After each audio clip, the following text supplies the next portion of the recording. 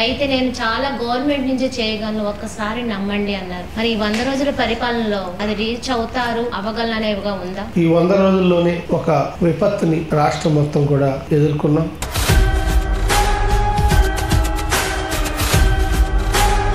బాపట్ల విషయానికి వస్తే గత 20 సంవత్సరాల నుంచి కూడా బాపట్లలో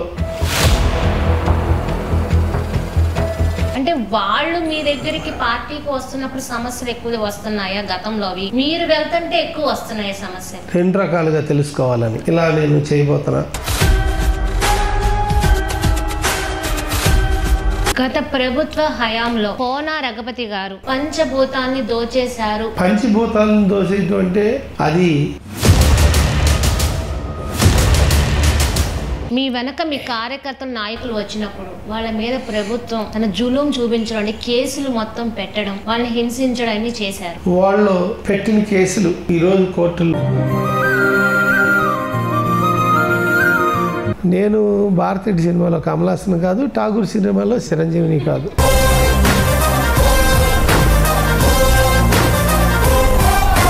మీకు బీఫామ్ చంద్రబాబు నాయుడు గారు ఇచ్చినప్పుడు మీకు ఏమని చెప్పి బీఫామ్ ఇచ్చారు? బీఫామ్ అంటే బాధ్యత.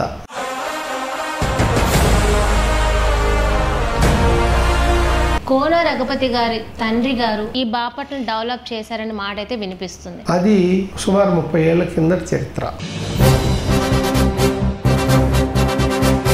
20 సంవత్సరాల చరిత్రని నరేంద్ర వర్మరాజు గారు ఎలా బీట్ చేయగలిగారు? ఎన్నో కోణాలు, మరెన్నో కారణాలు.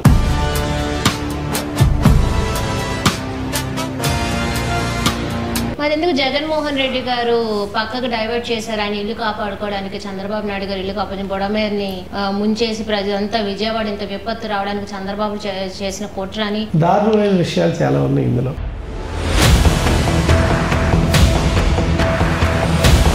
ఒక ఎక్స్ సీఎం మాట్లాడుతున్నప్పుడు ఎందుకు స్పందించడం లేదు? ప్రజలు ఎందుకు చైతన్యపరచడం లేదు? అంటే మురిగే కుక్కల గురించి మేము పట్టించుకోం.